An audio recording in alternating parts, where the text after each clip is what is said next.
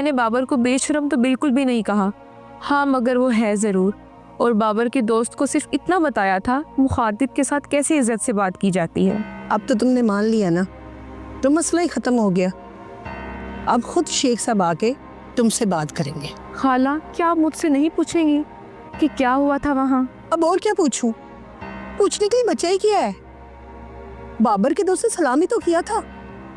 اگر نہیں جواب دینا تھا تو خاموش رہتی، یہ ہنگامہ تو نہ کھڑا ہوتا. خالہ آپ یہ مجھ سے نہیں پوچھیں گی کہ میں نے یہ سب کیوں کہا ہے؟ آپ لوگوں نے میری تربیت اس ڈھنگ سے نہیں کی کہ میں کسی کو سلام کا جواب تک نہ دوں.